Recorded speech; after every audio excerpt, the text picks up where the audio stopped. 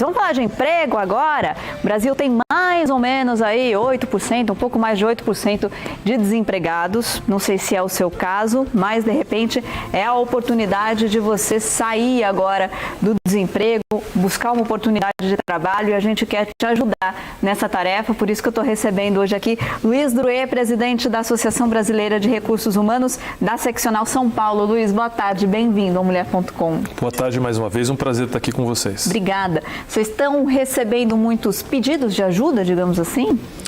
A gente foca muito na comunidade de recursos humanos, né, são os profissionais que dentro das organizações são responsáveis por liderar os processos de recrutamento e seleção. E o curioso, né, você estava falando sobre o número de desempregados, né, que sempre sensibiliza muito, porque são pessoas que enfrentam dificuldade de renda, mas a curiosidade é que do outro lado as empresas também encontram dificuldade muitas vezes de fechar essas vagas, né? E o que acontece? Por que acontece? Se tem gente buscando emprego, se tem empresas buscando funcionários, por que a conta não fecha? O grande desafio que a gente vive no nosso país é a qualidade da nossa educação como um todo, né? Então isso gera um gap muito grande de qualificação.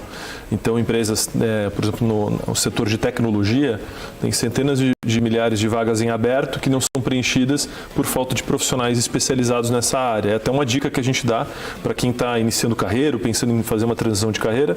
Essa é uma área que com certeza tem muita oportunidade de emprego. E eu acho que, né, trazendo esse cenário, esse é um ponto que chama atenção, né, esse paradoxo, né, de pessoas empregadas e vagas que não são preenchidas. E o caminho, obviamente, as empresas estão se mobilizando nesse sentido para oferecer oportunidades de qualificação e oferecer esse primeiro emprego, a primeira oportunidade, mas também cabe à população, ao profissional, buscar essa qualificação, né? Hoje, felizmente, existem muitos cursos gratuitos ou muito acessíveis que podem ser feitos para ajudar esse profissional a conseguir essa oportunidade. Então, olha, dica para você que está iniciando uma carreira, vai prestar vestibular logo mais, a área de tecnologia, como o Luiz falou aí, está em alta, pode ser uma boa oportunidade. Para quem já iniciou no mercado de trabalho, de repente quer mudar de área ou está precisando de uma recolocação, quais outras áreas que estão em alta hoje no Brasil? Olha, o setor de saúde é um setor que durante a pandemia contratou muita gente, o próprio setor de serviços é um setor que está sempre muito forte, o agronegócio é um setor também muito competitivo. Então, na medida em que a pessoa ela começa a pesquisar nos próprios sites de emprego e tudo mais, ela consegue ter um bom panorama de onde estão essas oportunidades. E aí o caminho é procurar fazer uma combinação, né, um match, como a gente fala hoje, em relação aos seus próprios interesses, né? Porque não adianta nada se a pessoa não tem afinidade com a área de tecnologia, não gosta, não é porque tem oportunidade que ela vai, que esse movimento ele vai dar resultado, porque provavelmente ela vai precisar estudar muito, vai ter que se dedicar. Então o caminho é sempre esse processo de autoconhecimento, né, onde a pessoa reflete quais são minhas preferências, aquilo que eu gosto, porque sempre isso vai facilitar muito e combinar isso com a demanda do mercado, né? Tem profissional que ajuda, inclusive, né, nesse processo. Até tem gente que pode ficar perdida. Eu não sei exatamente em qual área eu me dou bem, eu gosto de arquitetura, eu gosto da área de exatas, não sei para onde ir. Existe como buscar ajuda nesse sentido também, né, para alguém que direcione a sua carreira? Existe o orientador vocacional, o coach de carreira, o aconselhador de carreira. Existem profissionais que podem ser consultados e hoje existe muita informação disponível, né, com o crescimento da internet. Hoje você tem muitas informações que até pouco tempo as pessoas tomavam decisão de carreira sem conhecer muito. É inclusive possível você saber se em o que os colaboradores pensam de trabalhar naquela determinada empresa. Existem portais hoje dentro da internet. Um deles é o Glassdoor, por exemplo, que é gratuito, onde as pessoas podem acessar e elas podem saber o que as pessoas preenchem isso anonimamente, né? Então o grau de veracidade é muito maior e você consegue saber o quanto que as pessoas gostam de trabalhar naquela empresa. Então é óbvio que o processo de busca de emprego ele não é simples. As pessoas se frustram muito ao longo dessa jornada porque inevitavelmente vão acabar ouvindo mais não do que sim, né? Porque num processo seletivo você sempre tem muita gente aplicando para uma vaga, então sempre vai ter mais gente tendo é uma oportunidade negada do que sendo contratado, mas a gente sempre faz questão de reforçar a importância da pessoa também levar em consideração os seus interesses, né, e planejar isso de uma forma proativa, né, buscar aquilo que faz sentido para a carreira dela. E levar em conta os interesses, você não está falando só da área profissional, né? Então, como você falou, eu não gosto de tecnologia, eu não vou procurar alguma coisa na área de tecnologia, mas tem que olhar um todo, assim, a minha família, onde eu moro, se eu estou disposta a viajar todos os dias para um emprego, se eu estou disposta, né, que a minha empresa peça que eu passe vários dias fora de casa. Então, nem toda oportunidade de trabalho é boa para todo mundo. Exato. E a pior coisa que pode acontecer é você concluir de que aquela oportunidade não é legal para você logo depois de você ter sido contratado, né? Porque ou você vai sair logo desse emprego, vai ter uma passagem curta no seu currículo, né? E você não vai crescer provavelmente dentro desse ambiente. Então, por isso que a pesquisa é fundamental, né? Você pesquisar bastante sobre a empresa, sobre aquela atividade, procurar, né, pessoas que eventualmente você conheça que já trabalham naquela organização. Tudo isso ajuda a pessoa a se preparar para o processo seletivo e fazer uma escolha consciente. Porque aí, se ela acertar nessa escolha, estando lá dentro, ela vai estar mais feliz e isso vai permitir com que ela construa uma carreira de sucesso lá dentro, né? Que ela tenha um bom desempenho e isso leve ela a ser promovida, possa crescer e completar um ciclo profissional bacana. Fala de novo o site para mim que você falou que as pessoas podem procurar informações. Glassdoor. Tá. É .com.br. Isso. Legal, aí você pode ter informação da empresa, de repente, que você está aplicando para uma vaga. É importante saber isso, a qualidade de vida ali dos colaboradores dessa empresa. Para quem quer voltar para o mercado de trabalho, precisa se atualizar, né? Não adianta deixar aquele currículo lá de 10 anos atrás, as coisas mudam, independentemente da área de atuação, as coisas mudam. É importante buscar essa nova formação. Com certeza. Existem locais gratuitos para as pessoas buscarem essa formação? Existem. Então, como eu estava comentando, né, existem hoje os cursos se tornaram mais acessíveis, né? Existem muitos cursos online que você faz um pequeno investimento e existem também cursos de qualificação, né? O sistema do Senai, o Senac, tem uma série de instituições que oferecem cursos gratuitos que são muitas vezes desenvolvidos em parceria com as empresas. Então, você estuda exatamente aquilo que vai levar você para uma oportunidade de trabalho. E você falou sobre a necessidade de atualização, ela é para todo mundo. Mesmo quem está empregado não pode parar de estudar nunca. Se você, por algum motivo, ficou afastado do mercado de trabalho, essa necessidade é ainda maior. Então, o segredo é não desanimar, né? Buscar realmente as alternativas, os caminhos, porque é se qualificando que você vai chegar mais próximo da sua próxima oportunidade de trabalho. E quem está empregado geralmente está mais acomodado também, né? Está tudo bem, até que o desemprego bate ali na porta. Então, é importante sempre essa atualização também, mesmo estando empregado, né? Sem dúvida. Eu gosto sempre de dizer que antigamente, as empresas elas tinham uma certa segurança, uma certa estabilidade que fazia com que o profissional delegava para essa organização a responsabilidade pela carreira dele. Então, se você entrava numa empresa muito boa, provavelmente você poderia trabalhar por um bom tempo. Hoje, o que mais vê é a empresa em dificuldade, tendo que fazer reestruturação. Então, o profissional ele tem que se manter ativo o tempo todo. Ele tem que ser o dono da própria carreira, estudar bastante, se atualizar sempre. Por quê?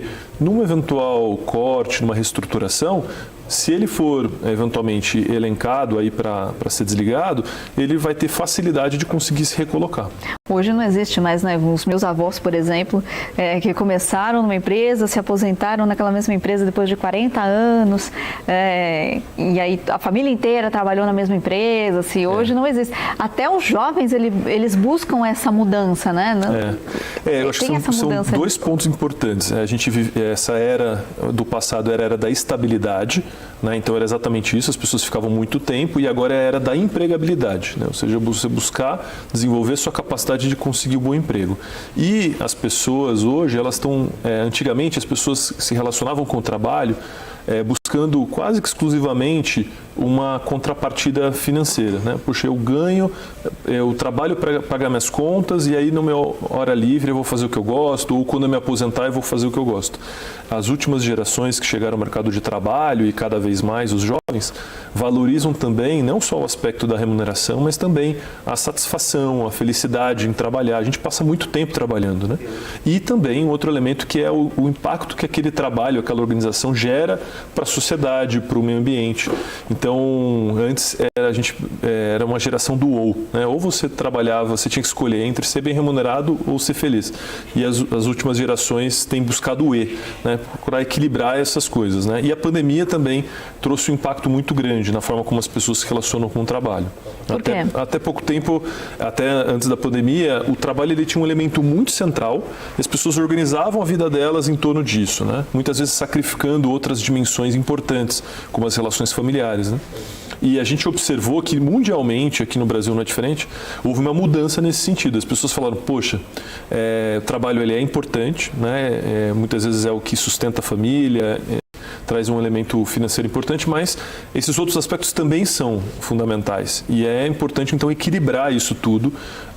E um bom emprego é um emprego que permite com que você faça isso. E como que as empresas mudaram nesse sentido também? Como que elas veem esse novo profissional da pandemia para cá?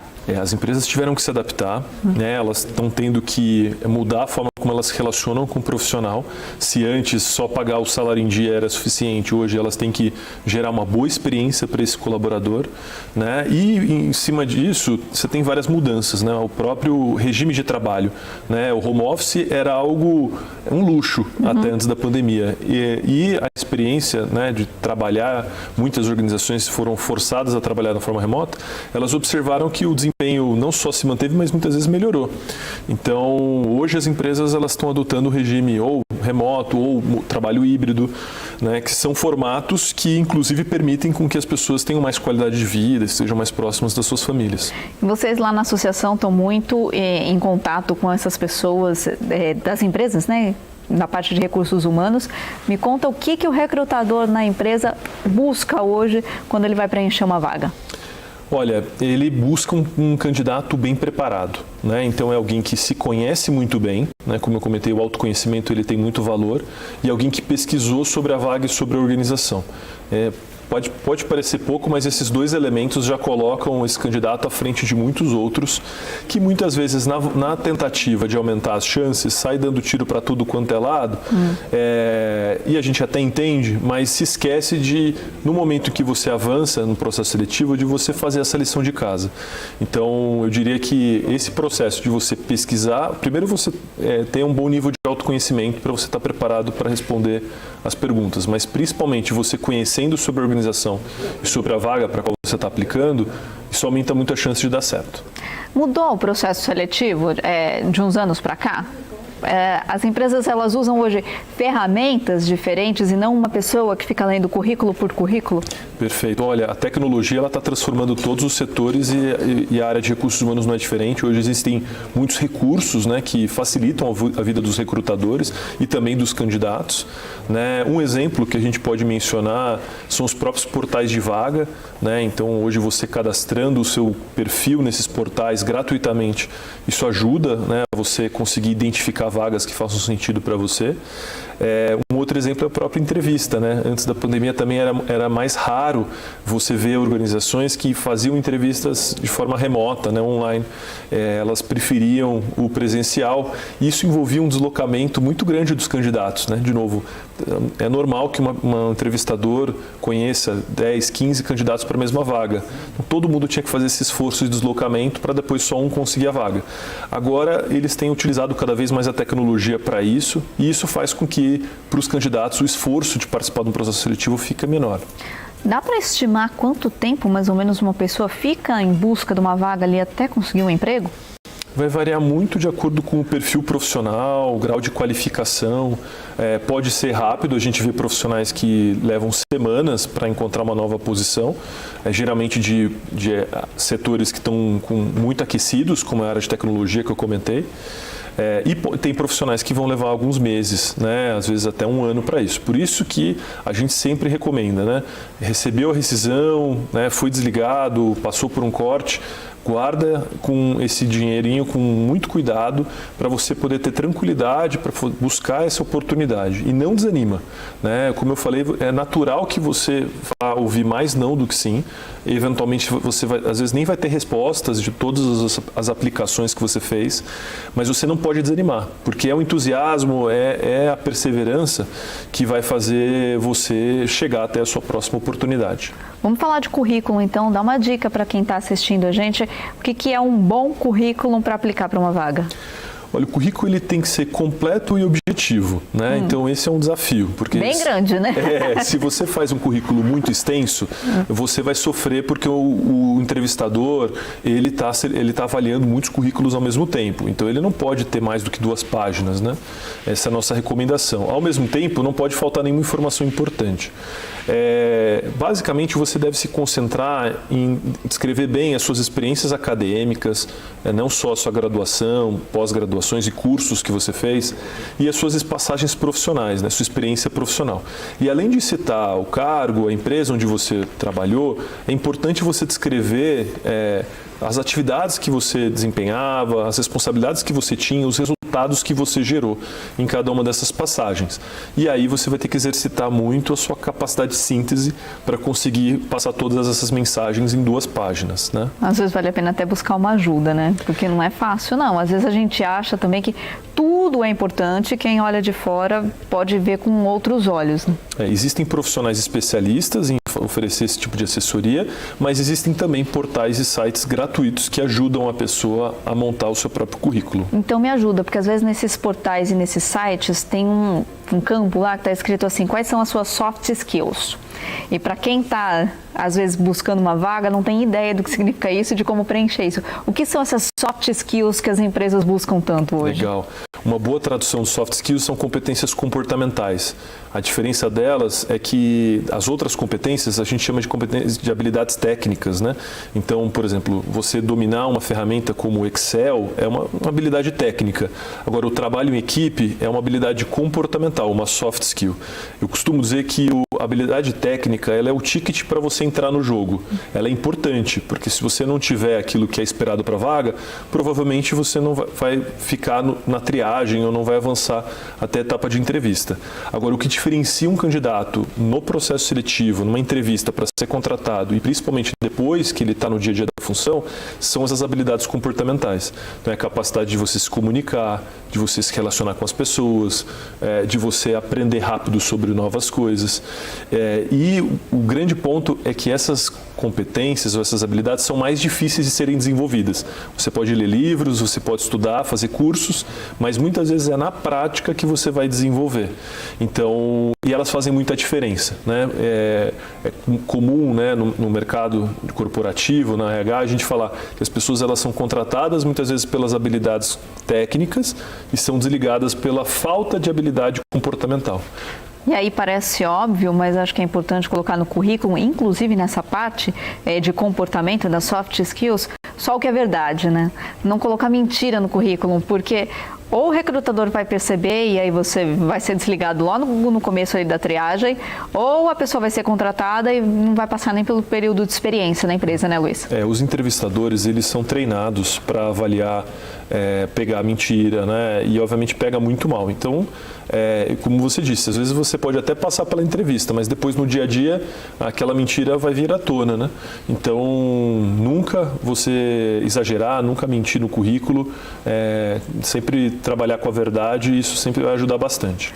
Antes da gente encerrar, a gente tem que tomar cuidado com redes sociais, com as nossas redes sociais pessoais, quem está buscando aí uma oportunidade no mercado de trabalho? É comum que alguns recrutadores também façam essa pesquisa e você tem que sempre levar isso em consideração, né? Como que eu me posiciono nas redes sociais?